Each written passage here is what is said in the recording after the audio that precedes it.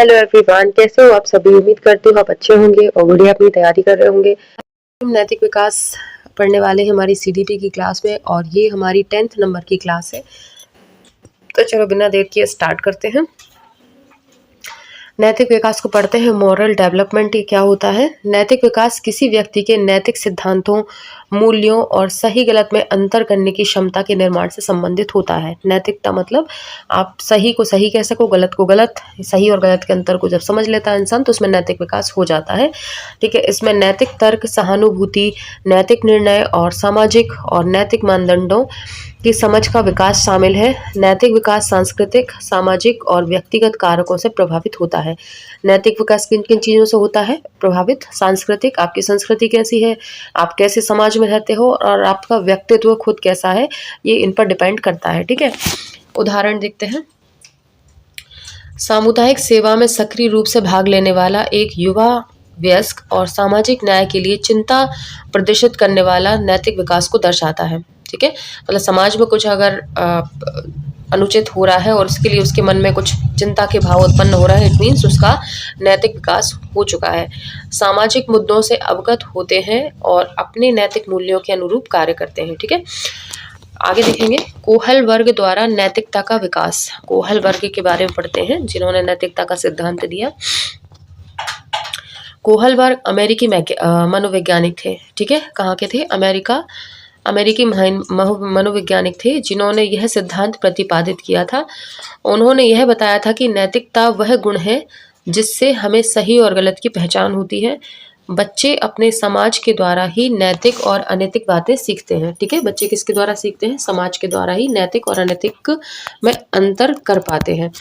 ठीक है, कोहल वर्ग ने नैतिकता के 3 लेवल और सभी लेवल में 2 भाग बताए हैं। मतलब 3 लेवल दिए हैं, उन 3 लेवल्स के सभी के 2-2 भाग दिए हैं। इसका मतलब यह है कि पूरे 6 भाग बताए हैं। ठीक है, एक सेकंड है।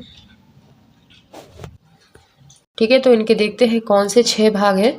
तो नीचे से स्टार्ट है। इसमें फर्स्ट नंबर पे है आपका प्री कन्वेंशनल यानी पूर्व परंपरागत स्टेज, और इसके जो 2 भाग हैं वो है पहला आज्ञा और दंड, सेकंड है यांत्रिक सापेक्षित उन्मुखता। ठीक है, दूसरा है परंपरागत स्टेज यानी कन्वेंशनल स्टेज, और जिसमें आपका है अच्छा लड़का या लड़की, अच्छा लड़का अच्छी लड़की, और चौथे में है आपका इसी का दूसरा भाग है कानून और व्यवस्था उन्मुखता। लास्ट है आपका पोस्ट कन्वेंशनल यानी आपका पश्च परंपरागत। इसमें क्या आ जाएगा आपका सामाजिक अनुबंधता उन्मुखता और सार्वभौमिक नैतिक सिद्धांत उन्मुखता। ये इसके 6 पार्ट हैं जिनको अपन डिटेल में आगे पढ़ेंगे। इसके लिए हम चलेंगे नेक्स्ट पेज पर। ठीक है, पूर्व परंपरागत स्टेज को पढ़ते हैं ध्यान पूर्वक। ठीक है, बहुत इंपॉर्टेंट है, ये सारी स्टेजेस आती है एग्जाम में। देखो इसमें क्या आएगा, इसकी जो उम्र रहती है ये रहती है 4 से 10 वर्ष में, यानी कोहल वर्ग के अनुसार 4 वर्ष की उम्र से बच्चे में क्या आ जाता है, नैतिकता का भाव आने लग जाता है। ठीक है, तो यहाँ पे 4 से 10 वर्ष इसमें बताया हुआ है पूर्व परंपरागत में। ठीक है, प्री कन्वेंशनल लेवल पर। इस अवस्था में नैतिकता शून्य होती है, यानी कि बच्चे को सही गलत के बारे में पता नहीं होता है। इस अवस्था में नैतिक तर्कना दूसरे लोगों के हिसाब से होती है। ठीक है, जब अब आप पूछोगे सर ये नैतिक तर्कना क्या है, तो चलिए पहले इसे सीखते हैं। परीक्षा में बार बार आता है, वो खुद कह रही है परीक्षा में बार बार आता है। ठीक है, नैतिक तर्कना क्या है इसके बारे में जानते हैं। नैतिक तर्कना देखिए, सही और गलत में से किसी एक को चुनना, जैसे कोहल वर्ग के अनुसार हिंज ने चोरी को चुना। ठीक है, तो तर्कना का क्या मतलब हो गया, जैसे आपके सामने 2 स्थिति हैं, एक अच्छी है और एक बुरी है, इनमें से आप जब किसी एक को चुन लेते हैं तो वो क्या होगा, ये आपकी नैतिक तर्कना। ठीक है, या नैतिक निर्णय भी बोल सकते हो इसको। तो क्या आ जाएगा, नैतिक तर्कना में सही गलत में से एक किसी को चुनना क्या आ जाएगा आपका, नैतिक तर्कना। नेक्स्ट आता है नैतिक दुविधा। दुविधा क्या होती है, सही और गलत के बारे में फैसला लेने में शामिल संपूर्ण प्रक्रिया को नैतिक दुविधा कहा जाता है। मतलब जो दिमाग में कोताहल मचता ना कि कहाँ जाना चाहिए, सही की तरफ या गलत की तरफ, तो क्या आ जाएगा वो नैतिक दुविधा। और तर्कना मतलब आपने निर्णय ले लिया कुछ एक। ये डिफरेंस होता है और लोगों को इसमें बड़ी कंफ्यूजन होती है, तो ध्यान रखा है इसमें। दुविधा मतलब इंसान दिमाग चला रहा है कि क्या चुनूं क्या चुनूं, और तर्कणा यानी उसने तर्क लगाकर सोच लिया कि हाँ हमको ये करना है। ठीक है, ये आपकी ट्रिक हो गई, इससे याद कर लेना आप। आगे देखेंगे। हाँ, तो इसमें क्या है, दंड एवं आज्ञा पालन उन्मुखता, ये किस में आ रही है आपकी, पूर्व परंपरागत का फर्स्ट इसमें प्रकार है। ठीक है, 2 पार्ट दिए थे ना हर स्टेज में, तो इसका पहला है दंड एवं आज्ञा उन्मुक्ता, आज्ञा पालन उन्मुक्ता। इसमें बच्चे सजा और आज्ञा इसमें बच्चे सजा और आज्ञा पर आधारित होते हैं। ठीक है, जैसे पढ़ूंगा नहीं सिर्फ खेलूंगा तो पापा मारेंगे, है ना। बच्चे के दिमाग में ये रहता है ना कि अगर पढ़ा नहीं और सिर्फ खेलते रहे तो पापा मारेंगे, तो इस डर से बेचारा सही काम करता है, यानी पढ़ने बैठ जाता है। तो ये उसकी अपना दिमाग का मतलब नहीं सोच के बैठा हुआ है, वो डर के कारण या पिताजी की आज्ञा के कारण पढ़ने बैठा है, अनैतिक काम कर रहा है, तो अपने दिमाग से नहीं कर रहा है, वो अपने पिताजी के डर के कारण कर रहा है। ठीक है, और इसमें सेकंड आता है यांत्रिक सापेक्षित उन्मुक्ता। इस अवस्था को जैसे को तैसा भी कहा जाता है, जैसे अगर मेरा खिलौना तोड़ोगे तो मैं भी तुम्हारा खिलौना तोड़ूंगा। ठीक है, बच्चों में ये तुमने मुझे मारा तो मैं भी तुम्हें मारूंगा, तुमने मेरी चीज़ तोड़ी तो मैं भी तुम्हारी चीज़ तोड़ूंगा। तो ये क्या आ जाता है, यांत्रिक सापेक्ष उन्मुक्ता, यांत्रिक सापेक्षित उन्मुक्ता के अंतर्गत ये आ जाएगा। ठीक है, जैसे को तैसा वाला। नेक्स्ट है फिर हमारी परंपरागत स्टेज आती है। ठीक है, परंपरागत स्टेज आती है। इस अवस्था में बच्चा दूसरे के मानकों को अपने अंदर समाहित कर लेता है। ठीक है, क्या करता है इस स्टेज में बच्चा दूसरे के मानकों को अपने अंदर समाहित कर लेता है, वह पाने से ज़्यादा दूसरों की बातों को महत्व देना शुरू कर देता है। इसके भी 2 भाग होते हैं। ठीक है, जैसे अच्छा लड़का अच्छी लड़की उन्मुक्ता, इसको पढ़ते हैं आप। ठीक है, इस अवस्था में बच्चे में अपने माता पिता की नज़रों में अच्छा दिखना चाहते हैं, जिसके लिए उनकी बात मानते हैं। जैसे पापा ने बोला नहीं खेलना सिर्फ पढ़ना है। ठीक है, पापा ने बोला नहीं खेलना सिर्फ पढ़ना है, ये ऐसा रहेगा। ठीक है, बोला कि नहीं खेलना सिर्फ पढ़ना है, तो वही करेंगे जो पापा ने कहा है, क्योंकि उनको गुड बॉय गुड गर्ल सुनना अच्छा लगने लगता है इस स्टेज में। ठीक है, कौन सी स्टेज में, आपके परंपरागत यानी कन्वेंशनल स्टेज में। ठीक है, नेक्स्ट है इसका सेकंड ही पार्ट, कानून एवं व्यवस्था उन्मुक्ता, कानून एवं व्यवस्था उन्मुक्ता। इसमें बच्चा कानून और सामाजिक व्यवस्था को मानता है। क्या मानता है इसमें बच्चा, कानून और सामाजिक व्यवस्था को मानता है, और सामाजिक व्यवस्था को बनाए रखने की भावना को विकसित करता है। जैसे रेड लाइट नियम तोड़ना गलत है, तो वो नहीं तोड़ते और उस नियम का सम्मान करते हैं। ठीक है, ये किस में आ जाएगा, आपके परंपरागत स्टेज में आ जाएगा। ठीक है, कानून व्यवस्था और उन्मुक्ता और अच्छा लड़का अच्छी लड़की, ये परंपरागत स्टेज में आ जाता है। इसके बाद देखेंगे उत्तर परंपरागत स्टेज, उसके लिए हमें अगले पेज पे जाना होगा। उत्तर परंपरागत स्टेज क्या बोल रही है, इस अवस्था में फैसला खुद से लिया जाता है, ना कि समाज के द्वारा क्या गलत है और क्या सही है। इसमें बच्चा खुद निर्णय लेता है, मतलब अब उसके लिए समाज के निर्णय मायने नहीं रखते, वो अपनी बुद्धि से सोचता है क्या सही है क्या गलत है, और नियमों का कभी कभी विरोध भी कर देता है। ठीक है, जैसे सामाजिक अनुबंध उन्मुक्ता, ऐसा नियम जो समाज की भलाई के लिए नहीं है तो उसको तोड़ दिया जाता है। जैसे किसी की जान जा रही है तो रेड लाइट को क्रॉस कर देना। ठीक है, वो अपने दिमाग से सोचता है कि क्या सही क्या गलत, अब वो समाज के नियमों पर नहीं चलता, मतलब बंदिशों को तोड़ के वो अपने फैसले खुद लेता है कि जरूरी नहीं है रेड लाइट पर रुका ही जाए, अगर किसी की जान बचाने के लिए रेड लाइट तोड़ना है तो वो तोड़ भी देगा, क्योंकि उसका जो नैतिक विकास अच्छे से हो चुका है, वो जानता है कि क्या सही है क्या गलत है। ठीक है, नियम उसको फिर नहीं रोक पाते। इसके बाद आता है आपका सामाजिक अनुबंध से पता चल रहा है कि समाज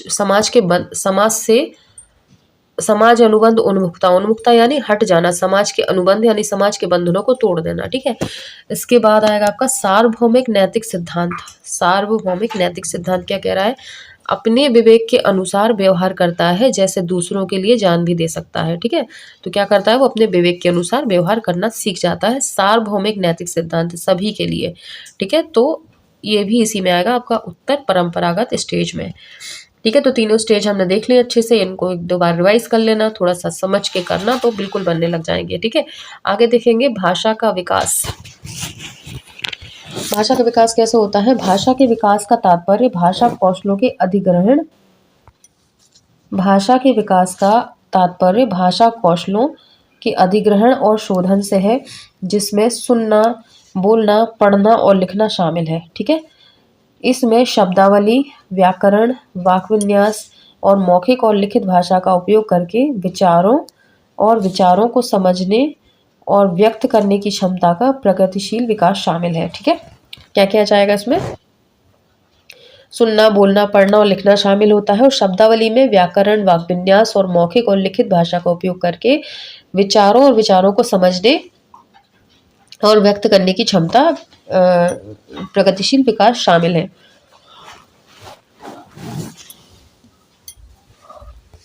जैसे उदाहरण देखेंगे, एक बच्चा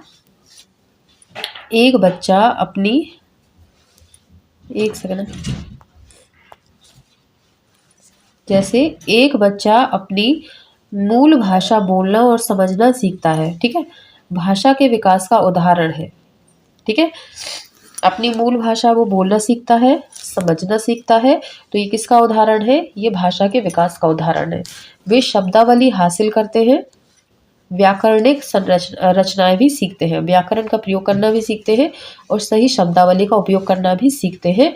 किसके अंतर्गत? आपके भाषा विकास के अंतर्गत। ठीक है,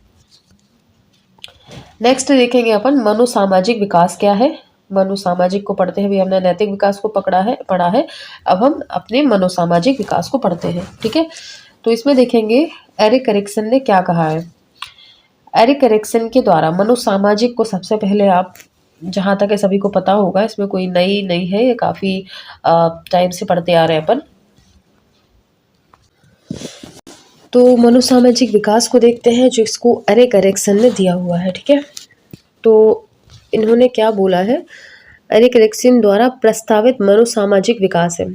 ठीक है, व्यक्तिगत मनोसामाजिक विकास और सामाजिक विकास के परस्पर क्रिया पर जोर देता है। ठीक है, क्या बोलता है आपका मनोसामाजिक, जिसमें मन यानी व्यक्तिगत मन, खुद के से व्यक्तिगत, और सामाजिक, ठीक है, व्यक्तिगत मनोवैज्ञानिक विकास और सामाजिक वातावरण। ठीक है, इसमें मन भी आ गया, सामाजिक, मन यानी स्वयं, खुद, और सामाजिक यानी मन, व्यक्तिगत मनोवैज्ञानिक विकास और सामाजिक वातावरण के परस्पर क्रिया पर जोर देता है। इसमें पहचान का निर्माण, मनोसामाजिक संघर्षों का समाधान, स्वयं की भावना का विकास और समाज के भीतर एक सकारात्मक सामाजिक पहचान और भूमिका की स्थापना शामिल होती है। आगे पढ़ेंगे, क्लियर हो जाएगा।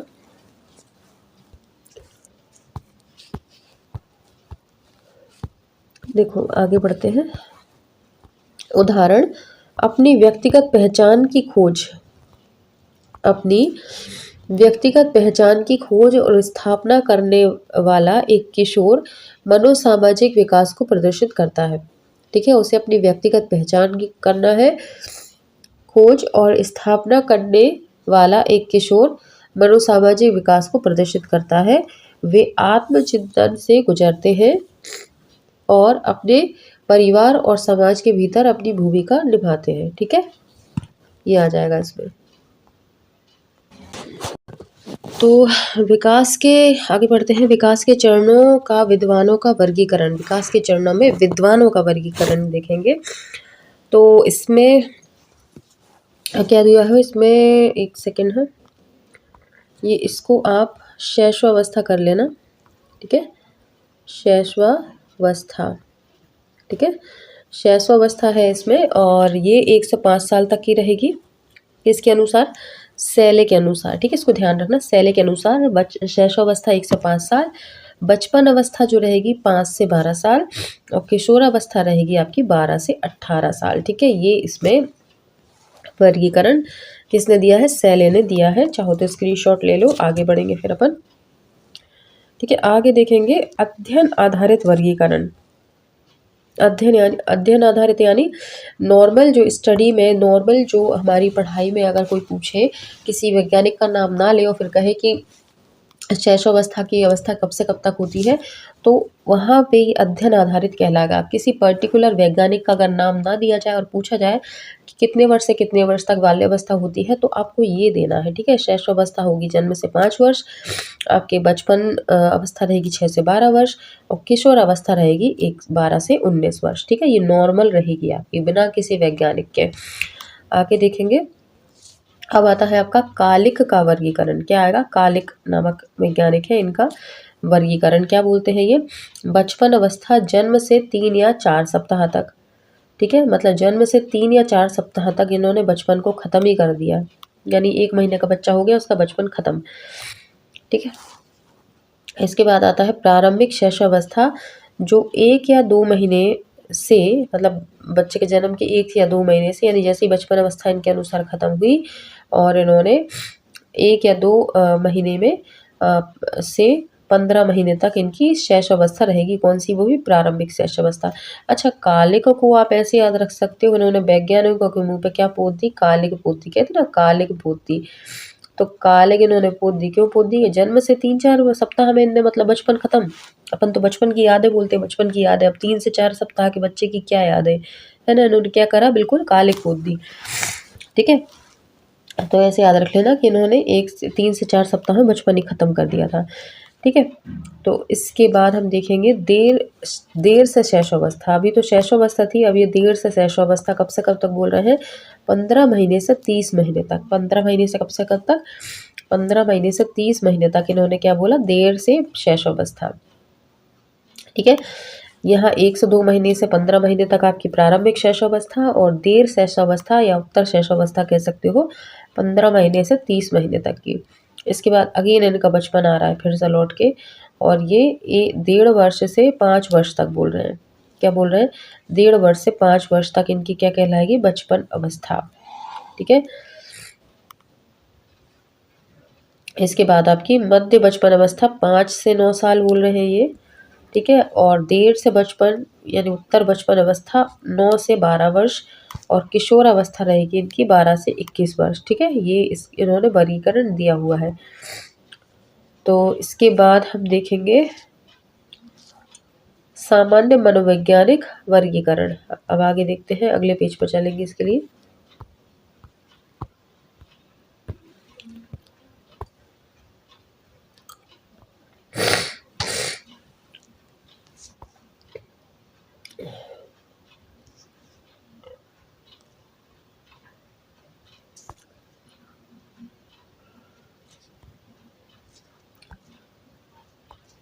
देखो इसमें क्या आएगा? शैशवावस्था जो है, सामान्य मनोवैज्ञानिक वर्गीकरण में शैशवावस्था जन्म से 6 वर्ष तक, बचपन अवस्था 6 से 12, किशोरावस्था 12 से 18, और वयस्क अवस्था 18 के बाद, ठीक है। ये इसके रहेंगे आपके चरण।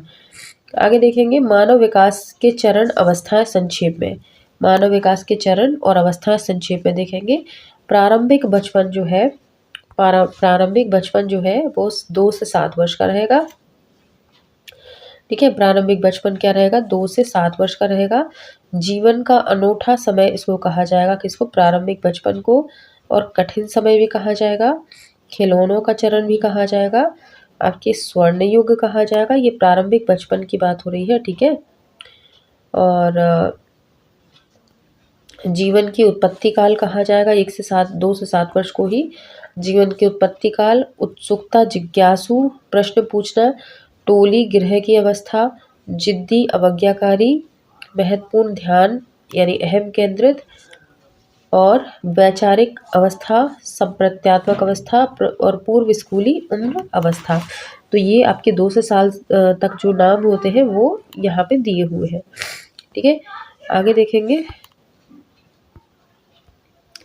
एक बार फिर से देख लें क्या फटाफट से, छोटे रूप में छोटा करके इसको।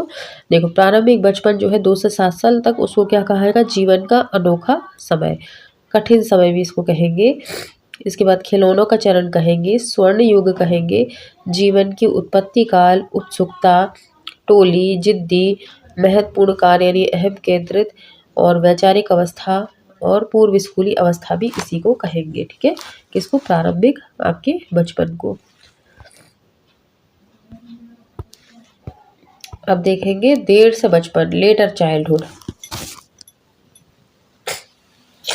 इसको बोलेंगे, इसको क्या बोलते हैं, जीवन की उत्पत्ति काल। ठीक है, जीवन की उत्पत्ति काल। फिर आएगा आपका प्रारंभिक अवस्था, रचनात्मक सृजनात्मक की ओर झुकाव, नैतिकता की स्थिति, कामेक्षा, शांत मूर्त चिंतन। लड़कियों का शारीरिक विकास लड़कों से अधिक होता है अवस्था में। ठीक है, आगे अपना किशोरावस्था, जो कि है 12 से 20 वर्ष बताई हुई है किशोरावस्था। इसको बोलेंगे गहन भावना, तीव्र संवेग, तनाव, तूफान, संघर्ष की स्थिति। जीवन का वसंत काल, स्वैग यानी टशन क्रांति, मौन, ध्यान, अमूर्त चिंतन, व्यक्तिगत पूजा, वीर पूजा भी जैसे कहोगे आप, और तेजी से शारीरिक परिवर्तन, स्त्री पुरुष भूमिका निभाना। ठीक है, ये आपके किशोरावस्था के क्या आ जाएंगे, नाम आ जाएंगे, या उनकी विशेषताएं भी कह सकते हो। आगे देखेंगे,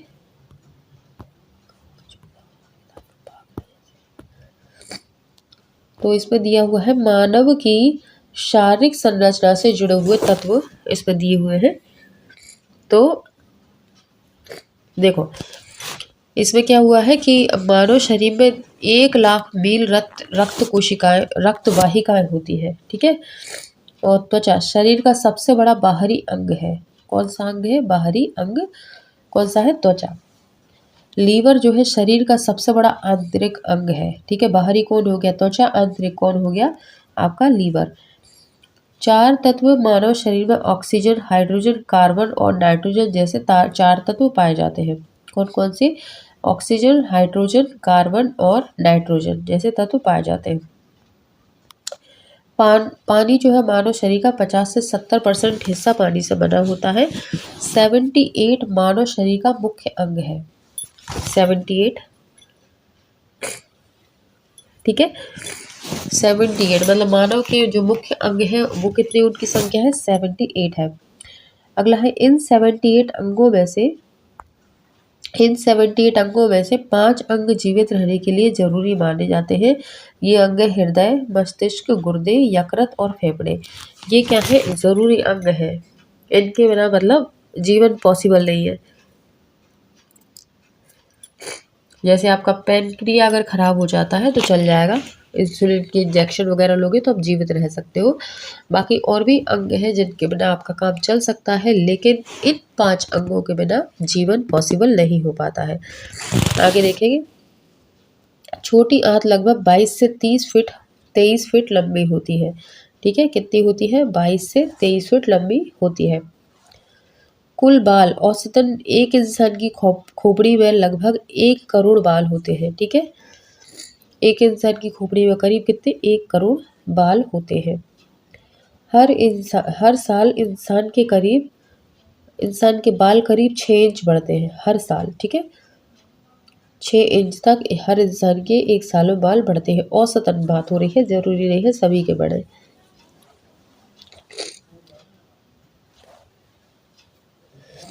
मानव शरीर में 95% हिस्सा हवा और पानी का है। मानव शरीर एक जटिल और व्यवस्थित संरचना है। ठीक है, मानव शरीर में 50 ट्रिलियन कोशिकाएं होती है, मिलियन भी नहीं, ट्रिलियन। इंसान के शरीर का बायां हिस्सा मस्तिष्क के दाएं हिस्से से नियंत्रित होता है। ठीक है, मतलब मनुष्य के शरीर का बायां हिस्सा मस्तिष्क के दाएं हिस्से से होगा और दायां हिस्सा बाएं से होगा। ठीक है, ऐसा रहेगा। इंसान के शरीर का दायां हिस्सा मस्तिष्क के बाएं हिस्से से नियंत्रित होता है। ओके, नेक्स्ट देखेंगे,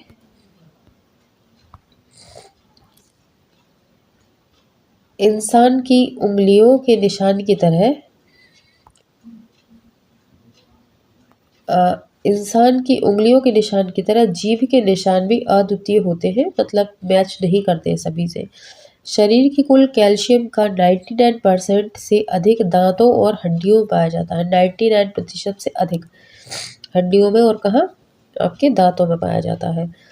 एक वयस्क मानव के लिए केवल 1 कदम उठाने से 200 मांसपेशियों का उपयोग होता है। यानी आपने एक कदम उठाकर यहाँ से यहाँ रखा तो आपके 200 मांसपेशियों का उपयोग हुआ उसमें। थूक में मानव का पूरा आनुवंशिक ब्लूप्रिंट होता है। ठीक है, आप थूक जो स्पिट करते हो उसमें क्या है, आपका आनुवंशिक ब्लूप्रिंट होता है। ठीक है, आर्बिकुलरिस ऑक्यूलाई जो कि आंखों को झपकाती है, मनुष्य के शरीर में सबसे तेज मांसपेशी होती है। तो आंखों को झपकाने के लिए कौन सी मांसपेशी होती है, आर्बिकुलरिस आइक्यूलाई, ऑक्यूलाई है ना, आर्बिकुलरिस ऑक्यूलाई जो आंखों को झपकाती है, मनुष्य के शरीर में सबसे तेज मांसपेशी इसे माना जाता है। आगे देखेंगे 120/80 mm पर HG आपका जो क्या है, सामान्य रक्तदाब है। और उदरी महाधमनी सबसे बड़ी महाधमनी, सबसे बड़ी धमनी होती है। ठीक है, आगे देखेंगे नेक्स्ट पेज पर।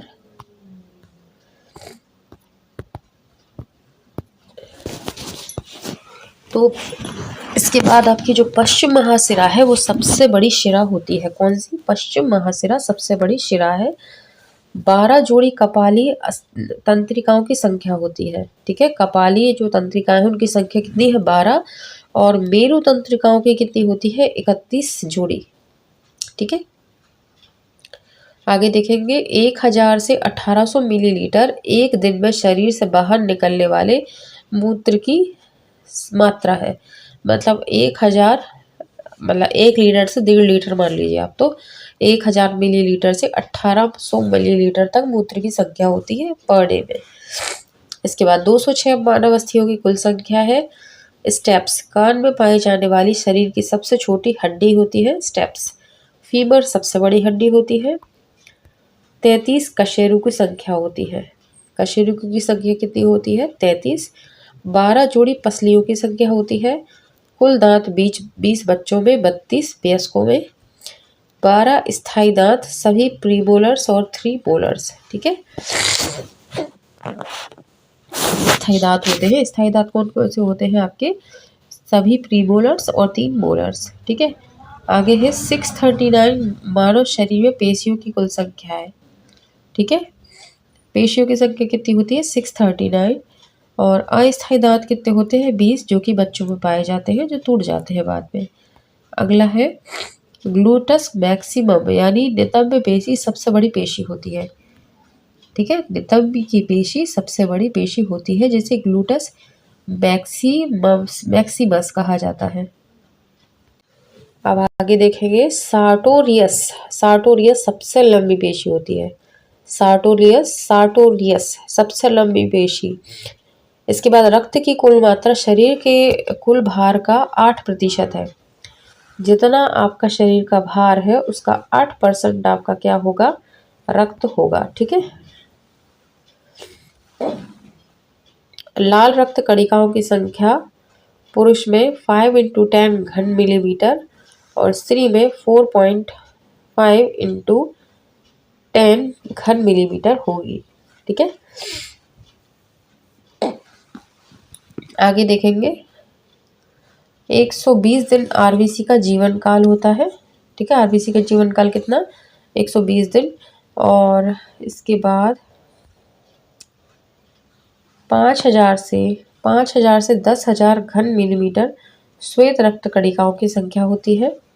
14 से 15 ग्राम पर 100 रुधिर हीमोग्लोबिन की औसत मात्रा।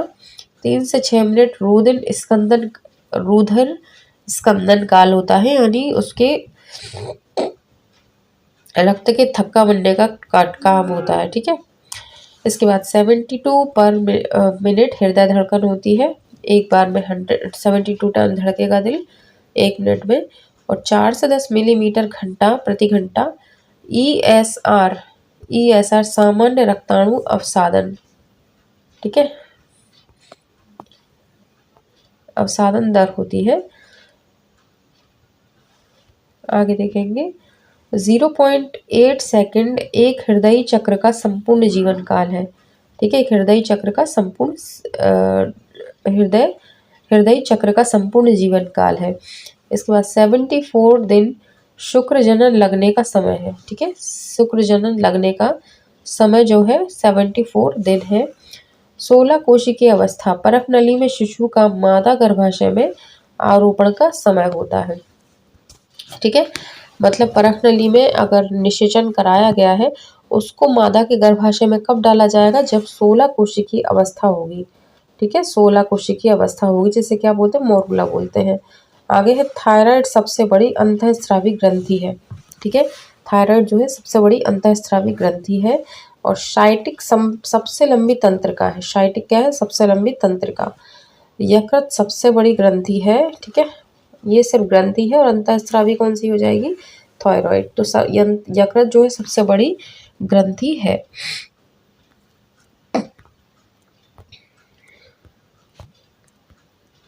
आगे है हमारा वंशानुक्रम एवं वातावरण के प्रभाव। ठीक है, देखते हैं वंशानुक्रम की परिभाषा भी देखते हैं। और रूथ वेनेडिक्ट ने क्या कहा है, वंशानुक्रम जो है, वंशानुक्रम माता पिता के गुणों का संतान में हस्तांतरण है। ठीक है, वंशानुक्रम क्या है, माता पिता के गुणों का संतान में हस्तांतरण होता है। और जेम्स ड्रेवर ने कहा है, वंशानुक्रम माता पिता के शारीरिक मानसिक गुणों का संतान में हस्तांतरण है। ठीक है, वंशानुक्रम माता पिता के शारीरिक मानसिक गुणों का संतान में हस्तांतरण है। आगे देखेंगे। अच्छा, इसको ट्रिक से करा दूँ, नहीं तो कहोगे ट्रिक से नहीं कराया। और हमारी प्रतिमा मैडम तो जल्दी से बोल देंगी, दीदी आप ट्रिक से नहीं कराती। तो उनके लिए ठीक है करा देते हैं अभी। वो प्रतिमा सिंह जी हैं, हमारी बहुत अच्छी स्टूडेंट है। और अच्छे अच्छे कमेंट भी करती हैं और शिकायत भी बड़ी जल्दी करने लग जाती हैं कि आपने ट्रिक से नहीं कराया। तो ट्रिक से हम उन्हें ये परिभाषा याद करा देते हैं। ठीक है, तो वंशानुक्रम एवं वातावरण के प्रभाव, वंशानुक्रम की परिभाषा देखते हैं। रूथ वेनेडिक्ट ने क्या कहा है, रूथ वेनेडिक्ट ने कहा है, वंशानुक्रम माता पिता के गुणों का संतान में हस्तांतरण है। वेनेडिक्ट ने कहा है। ठीक है, तो इसको कैसे याद रखेंगे, इसका मैं ट्रिक देख लेती हूँ एक मिनट। देखो, तो इसकी हमने बना ली है ट्रिक। और ट्रिक कुछ ऐसी है कि वंशानुक्रम माता पिता के गुणों का संतान में हस्तांतरण है। हस्तांतरण मतलब होता है ट्रांसफर। ठीक है, तो क्या है, हस्तांतरण यानी क्या होता है, ट्रांसफर करना होता है। तो माता पिता के गुण जो है वो ट्रांसफर किस में हो रहे हैं, संतान में ट्रांसफर हो रहे हैं। अब ट्रांसफर जब कोई चीज करते हैं तो उसके लिए एक रूट बनाया जाता है कि नहीं, एक रूट बनाया जाता है, यानी एक रास्ता बनाया जाता है। तो वो रूट जो बना होता है उससे कोई चीज ट्रांसफर होती है। तो यहाँ पे रूट मतलब रूट, और बेनी मतलब बनी। एक रूट बनी होती है जिसमें जिसके थ्रू एक संतान, माँ बाप के गुण जो है संतान में पहुंच जाते हैं। ठीक है, तो रूथ वेनेडिक्ट को आप ऐसे याद रख सकते हो। फिर अगला है जेम्स ड्रेवर।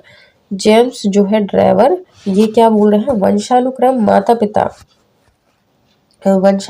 माता पिता के शारीरिक मानसिक गुणों का संतान में हस्तांतरण। देखो यहाँ पे इनने सीधी सीधी से वो गुण बोला था और उन्होंने शारीरिक और मानसिक लगा दिया, बाकी पूरा का पूरा सेम टू सेम है। तो जेम्स ड्रेवर ने कहा है कि शारीरिक और मानसिक, है ना, तो शारीरिक और मानसिक रूप से जब आप कोई चीज ट्रांसफर करते हो तो मतलब सतर्कता से काम करना। तो काम कौन करता है, ये ट्रांसफर करने का काम कौन करता है, शारीरिक और मानसिक रूप से बिल्कुल फिट होकर, तो वो ड्राइवर ही करता है, कोई सा करता है ना, ड्राइवर। तो ड्राइवर क्या करता है, शारीरिक रूप से और मानसिक रूप से बिल्कुल स्थिर होकर, ऐसा नहीं है कि शरीर कहीं है दिमाग कहीं है, नहीं तो एक्सीडेंट हो जाएगा। तो शारीरिक रूप से, मतलब शारीरिक और मानसिक रूप से क्या होता है, एकदम पक्का होकर वो जो है ट्रांसफर करता है। ठीक है, सभी चीज़ों का। तो ये याद हो गया दोनों। आगे देखेंगे, वुडवर्थ क्या बोल रहे हैं, वंशानुक्रम में वे सभी तत्व शामिल हैं जो जन्म के समय हम में मौजूद थे। ठीक है, क्या बोल रहा है ये, वंशानुक्रम में वे सभी तत्व शामिल हैं जो जन्म के समय हम में मौजूद थे, लेकिन इनकी उत्पत्ति जन्म के समय ना होकर 9 महीने पहले गर्भाधान के समय हुई थी। समझ में आई क्या बोल रहे हैं, ये बोल रहे हैं कि वंशानुक्रम में वे सभी तत्व शामिल हैं जन्म के समय हम मौजूद थे, है ना। वंशानुक्रम में वे सभी तत्व शामिल हो जाएंगे जब हम पैदा हुए थे और हमारे शरीर में वो थे, लेकिन ये जो गुण है ये अभी के नहीं है, ये 9 महीने पहले हमारे शरीर में आ गए थे जब हम माँ के गर्भ में थे। जैसे ही निषेचन हुआ माता पिता के गुण बच्चे में आ जाते हैं, वंशानुक्रम आ जाता है। तो ये बोलना चाह रहे हैं वुड बर्थ, है ना। तो ये क्या बोल रहे हैं कि 9 महीने पहले गर्भधारण के समय हुई थी, जन्म के समय नहीं हुई थी, ठीक है। ये इन्होंने ऐसा बोला हुआ है कि जन्म के समय नहीं, ये तो 9 महीने पहले हुई थी, मतलब हमारे बर्थ से पहले, बर्थ यानी वुड बर्थ हमारे बर्थ से पहले ही हो गई थी, ठीक है। तो बर्थ से पहले यानी वुड बर्थ। आगे देखेंगे अब बी एन झा क्या बोल रहे हैं। बी एन झा बोल रहे हैं कि वंशानुक्रम व्यक्ति की जन्मजात विशेषताओं का योग है, ठीक है। वंशानुक्रम व्यक्ति की जन्मजात विशेषताओं का योग है, जन्मजात, ठीक है, जन्मजात विशेषताओं का योग है। क्या है आपका, बी एन झा बोल रहे हैं व्यक्तिगत का। तो एन झा, ठीक है, एन झा को कैसे याद रखोगे, बी एन झा को,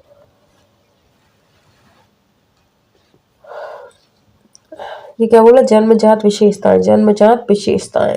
इसकी मुझे ट्रिक बनानी पड़ेगी, मुझे 2 सेकंड दीजिए, ठीक है। तो इसमें क्या है, बी एन झा क्या बोल रहे हैं, वंशानुक्रम व्यक्ति की जन्मजात विशेषताओं का योग है, योग बोल रहा है, वो योग है, ठीक है, विशेषताओं का योग है, यानी उसको उसका जो है एन झा यानी बी एन झा क्या बोल रहे हैं कि जन्मजात विशेषताओं का योग है, ठीक है। तो नंबर एन झा, एक सेकेंड है, मेरा तो दिमाग ही नहीं चल रहा, इसकी ट्रिक नहीं बन रही बी एन झा की, तो इसको तो ऐसे याद करना पड़ेगा। वंशानुक्रम जो है व्यक्ति की जन्मजात विशेषताओं का योग है, ठीक है, योग की बात कर रहे हैं mister Jha. B N Jha 3 अलग अलग डिवाइडेशन है, अलग अलग दिए हुए हैं, तो इनको योग करके ही आप पढ़ लो, ठीक है। बी है प्लस एन प्लस झा, ऐसे टुकड़ों टुकड़ों में नाम है ना, तो ऐसे प्लस प्लस करके इसको कर लो कि प्लस जोड़ यानी जोड़ योग करके हमने इसको पढ़ा है, ठीक है। नेक्स्ट देखेंगे पीटरसन। पीटरसन क्या बोल रहे हैं कि व्यक्ति अपने माता पिता के माध्यम से पूर्वजों की जो विशेषता प्राप्त है वह वंशानुक्रम है, ठीक है। पीटरसन क्या बोल रहे हैं, व्यक्ति अपने माता पिता के माध्यम से पूर्वजों की जो विशेषताएं प्राप्त करता है वह वंशानुक्रम है। जैसे माता पिता तो मतलब अपनी माता पिता सिर्फ अपनी क्वालिटीज बच्चे में नहीं पहुंचाते हैं, बल्कि उनके दादा की, उनके दादी की, उनके परदादा की, उनके भी दादा दादा, मतलब बहुत लंबी चौड़ी पीढ़ी जो है उनके तक गुण आ जाते हैं। तो इसको क्या बोलते हैं, वंशानुक्रम बोलते हैं। ये किसने कहा है, पीटरसन ने, ठीक है, पीटरसन। अच्छा, पीटरसन कुछ कुछ आपको ऐसे नहीं लग रहा है, मतलब उनकी बात हो रही है, पूर्वजों की बात हो रही है, ठीक है। पीटरसन यानी किसके सन, आपके पूर्वजों के सन, है ना। तो ऐसा कुछ सुनने में नहीं लग रहा। तो वंशानुक्रम मतलब माता पिता के माध्यम से पूर्वजों की विशेषता प्राप्त करना है, ये किसने कहा है, पीटरसन ने कहा है। अगला है डगलस एवं हॉलैंड। ये क्या बोल रहे हैं, एक व्यक्ति से वंशानुक्रम में वे सब शारीरिक बनावटें, शारीरिक विशेषताएं, क्रियाएं या क्षमताएं विकसित सम्मिलित रहती हैं जिनको वह अपने माता पिता, अन्य पूर्वज या प्रजाति से प्राप्त करता है। ये किसने कहा है, आपके डगलस और हॉलैंड ने कहा है ना। एक व्यक्ति से वंशानुक्रम में वे सब शारीरिक बनावटें, शारीरिक विशेषताएं, क्रियाएं या क्षमताएं विकसित रहती हैं जिनको वह अपने माता पिता, अन्य पूर्वजों या प्रणाली से प्राप्त करता है, ठीक है। तो ये हमारी परिभाषा थी जो हमने याद कर ली है, और ये हमारा लास्ट था अभी आज का, मतलब आज की क्लास का लास्ट पार्ट है वो था। अगली बार फिर आगे का इसकी पढ़ेंगे अपन। ये हमने फिनिश कर दिया है, कंप्लीट हो चुका है हमारा बाल विकास की आज की क्लास। और आप लोग बिल्कुल कमेंट करके बताइएगा कैसी लग रही है क्लासेस, मजा आ रहा है या नहीं पढ़ने में, या क्या इजी लगता है, क्या कठिन लगता है, सब कुछ शेयर करें ताकि इसमें और इम्प्रूवमेंट जो कर सकते हैं अपन करते हैं, ठीक है। तो ये आज की क्लास यही एंड करते हैं, आपसे अगली क्लास में मिलेंगे, तब तक के लिए बाय।